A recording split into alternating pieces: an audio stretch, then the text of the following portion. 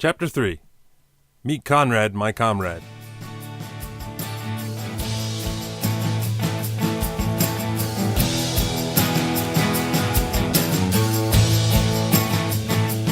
One day, Ben, Jason, and I were on Ben's front porch while Ben was fidgeting with a new set of pedal cranks he had gotten for his bike.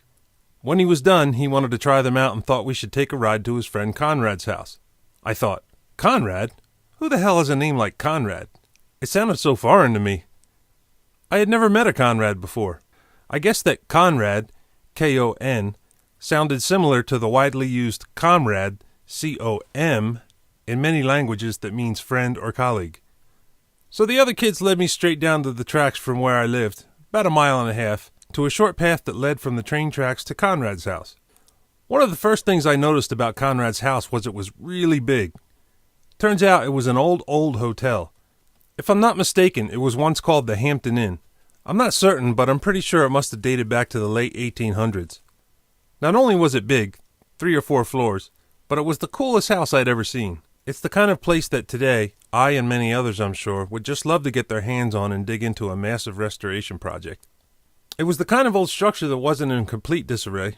It was basically a big half-empty shell. Plaster walls with all original doors, windows, and staircases still in place. The outside was redwood siding with a covered porch that wrapped around from one side to the rear on the side of the train tracks. When you walked inside the first floor, you couldn't help but notice the high ceilings, somewhere around 8 to 10 feet high on the first floor. Once inside the door, immediately to the right was a huge kitchen room that had probably always been a kitchen, maybe where the hotel staff prepared food for the guests in formal occasions. There was another room on the right-hand side that I think adjoined the kitchen and may have been a hotel bar area. There was a TV and some couches that pretty much made that room the living room, but the configuration seemed to change once in a while. On the left side in the front of the house, facing the road, the largest of all the rooms, it would be a safe guess that this contained a formal dining area with tables and chairs and huge curtains that probably draped over the first floor windows. At the end of the first floor hallway, the hall seemed to open up slightly. This might have been a receiving area where the check-in desk was probably located. I used to kind of imagine what it would be like back then. In this area, I would think maybe there would be a small waiting area, a couple of chairs, and a table. There was another large door leading to a section of the outside porch where the guests most likely entered and exited from. Opposite the large door in the hallway was a staircase leading up to the second floor. It was a large and grand set of stairs with all the original wood in place. The risers, the kick plates, treads, and spindles, and the railing with a big circular design at the end that would round it off. One walk inside this house now and I would just drool all over the place. In fact, I've always wanted to find something like it, but to me, as a dumb kid, it was just an old house. Each floor had its own bathroom except maybe the top floor. Each floor also had old rooms intact that were bedrooms for all Konrad's siblings. This configuration was also ever-changing. Being there must have been 20 or more guest rooms, anyone could just move across the hall or to another floor when they were in the mood for a change or a new view out of their window. Downstairs was a basement room that exited out to the ground floor where we made a hangout spot for a while. We even got our hands in some paint and got busy. Ben's younger sister Tammy was the shining star painter and did a bunch of detailed trim work, and it looked really great. But the one place in this old house, the most feared and the most infamous, was a doorway that led down to a set of stairs into another basement room. This room also carried a story with it. You know the kind of story where someone died or was murdered and it's really haunted? You didn't dare allow yourself to be caught off guard or some smartass would lock the door behind you. I think the light switch was also on the outside of the door, so when you were locked in, someone on the other side turned the lights off while you were trapped in with the haunted spirits. It was all fun and games until it happened to me. It scared me. Suddenly I believed in ghosts and evil spirits. It was Konrad who turned the lock on me. He made me suffer in the dark thinking the ghost would be touching me any second. When you're a kid and you get scared, your imagination will lead you to believe in things like that. It terrified the hell out of me, and I thought I heard things coming up the stairs at me in the dark. I screamed like a baby, "Let me out! Open this door, you fucking asshole!" When he finally unlocked the door and I popped out all cool and collect. "Ah, you jerk. You fell for that? I wasn't scared." Looking back, that house was simply awesome. I wonder if anyone's restored it by now. Actually, Konrad himself must have learned some things from his dad pretty early on because he had some skills with power tools, etc., but was more interested in smashing up the doors and walls when he got mad. I think it's a phase a lot of guys go through around the early teens, including myself, but he took the trophy. I even got my first lesson in the anatomy of a house from him smashing a big hole in the wall. It allowed me to see the studs, insulation, and in that old house, the lath. Before then, I really didn't know how a wall was framed. Konrad's mother at the time was the primary parent and eventually became friends with my mother after they met at, you guessed it, juvenile court. When I started in my teens, my mother and I started on disconnect and we never talked about anything. And I had seen my father maybe once in the past 4 years or so. So you can imagine my astonishment when I went to Konrad's house one night, and there the 4 parents were sat at the kitchen table with 6 packs of beer and ashtrays lined up on the table. My mother, my father, Konrad's mother and father, just having a good old time in the kitchen hanging out, I suppose. I walked in the door, got a glimpse, and stuttered, "Hey, Dad." "Konrad's up in his room," his mother said. "Okay, thanks," I muttered. We sat in his room talking for a couple minutes. How in the hell? Strange things happen. About that time, they all must have been in their late 30s. Much younger than I at the time of writing this book. Sometimes it seems hard to piece together in relation to time, as I think of them in memory as much older than that. Although now, if I walked in the door at 50, I would look at them and think, I wish I was that young again.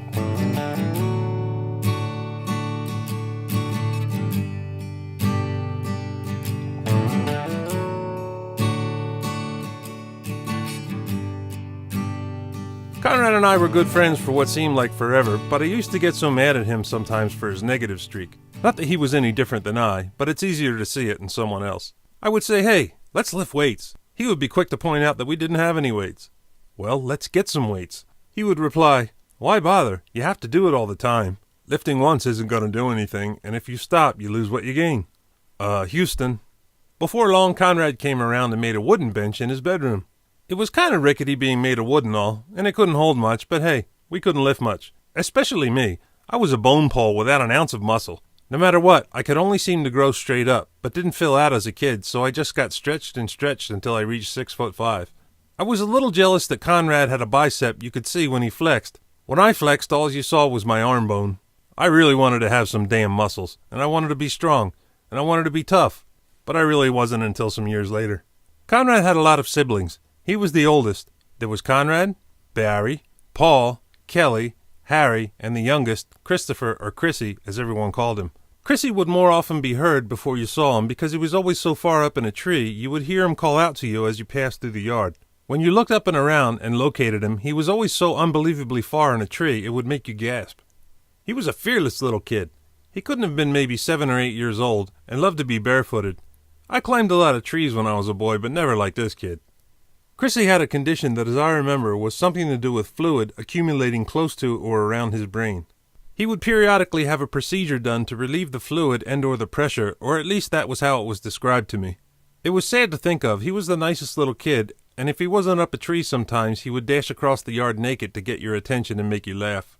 One day, a terrible thing happened to Konrad's younger brother Paul. Somehow, I wasn't there with everyone else at the time, but Paul and a few others were throwing lawn darts straight up in the air and dodging the darts as they came down from the sky. If you've never heard of lawn darts, it was a set of heavy missile-shaped darts about a foot long, and the idea was to throw them across the lawn and land them in the big ring that was the target, and they would stick into the ground. Kind of like horseshoes, but instead of shoes and a post, it was darts in a ring. Not only were they heavy, but they also had a steel-piercing point on the end, just like a dart you throw at a board, only much bigger. Unfortunately, no one with any common sense saw what was going on in time, and sure enough, one dart came down from above and stuck in Paul's skull. I remember getting the 411 secondhand, and apparently Paul was running around the yard screaming, "Get this fucking thing out of my head!" Some adults and maybe some other kids were holding him still down on the ground while the ambulance was on its way. I think it actually pierced his skull and stuck directly into his head, just a milli-nothing away from his brain. Thank God someone had called 911 fast enough, and I'm pretty sure he wound up getting a plate in his head where the skull was shattered. To think of how close a call it was scares me now just thinking about it. I can't remember who threw that dart, but I'm sure everyone was doing it, and it was that one unlucky throw in the air, and Paul must have just been in the wrong place at the wrong time. Actually, it's kind of how you see it, I guess. Sure, it was unlucky to get a big dart stuck in your skull, but I suppose it's equally as lucky that it didn't enter his brain, kill him, or render him a vegetable. The only sister, Kelly, was as cute as a button somewhere in the middle of the bunch, maybe 10 or 11 at the time. It was easy to tell she was a smart and unique kid, and she probably grew up to be a smart and unique girl. Barry, second to Konrad, was by far the most rambunctious, obnoxious, and loud-spoken of all the siblings. Although he was definitely a good kid at heart, he would do things like crank up the stereo in his bedroom and tell you to listen how loud it goes. The speakers would be completely blown, coming apart at the seams, and sound utterly terrible, but listen how loud they go. Barry was always a kick. I miss him. Once in a while, Konrad would let him have a beer with us, but not too much. I used to like sharing my expertise with Barry and Paul on such important worldly topics as, who was a better drummer, Tommy Lee or Alex Van Halen? Well, the answer is simple. Eric Carr. Duh.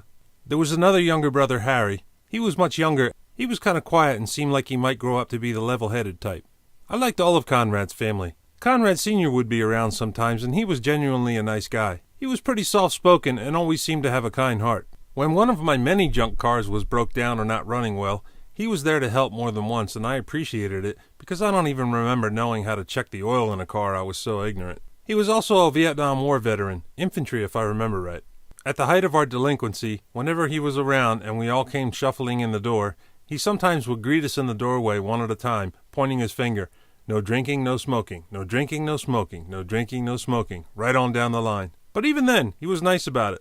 At one time, we wished we had army jackets because we thought they looked cool, I guess. So Konrad Jr. led us up to the very top floor in the house where his dad had a trunk full of army shirts and coats. They were the old-style olive drab, and we just thought that was the coolest thing, and here we were walking around town wearing Konrad Sr.'s uniforms. What a bunch of peckerwoods. We hadn't a clue that ripping into his trunk and playing dress-up was as wrong and disrespectful as it gets. I don't remember him finding out, but I'm a vet myself, and if one of my sons went in my trunk and duffel bag to dress up the town delinquents, I'd cut their arms off. But just another dumb and ignorant thing we did. I've had tons of strangers thank me coming home at the airport, in a store somewhere, or on the sidewalk just because I'm wearing like a VFW hat or something. Those guys who served in the Vietnam era, I doubt ever got much from anyone besides a glance. It was a politically different war and a different time, but it seems unfair they were never saluted properly. Konrad and I became good friends, and the one thing we had in common was rebellion. If anything, he was probably the most willing to be in the mix when we thought up something new to do against the law. Right from the get-go, our crime started small with a trip to the YMCA in Flemington, New Jersey. They had a program for underprivileged kids that somehow allowed us a membership of some sort. So for a while, we went there when someone could drive us. We hit the weight room once or twice at best, but we didn't know how to lift properly, and I noticed a couple of times an adult or two giggling at us. But the real fun was the pool. We loved to swim, of course. The pool was huge to us, Olympic-sized. So we went to the locker room and changed to go swimming. It dawned on us that there were an awful lot of lockers, and we would bet there would be a lot of pant pockets and wallets in the ones that were left unlocked. Somewhere in here is money. We just had to find it. We did. Probably a good example of a pattern we would set where even something positive for us can and most likely will be shit on. But Konrad and I would be good friends from the early through the mid-'80s, most of which I tried to make my best account for in writing this book. The ups and the downs. For the 4 or 5 years I was around, I'm glad he was a childhood friend.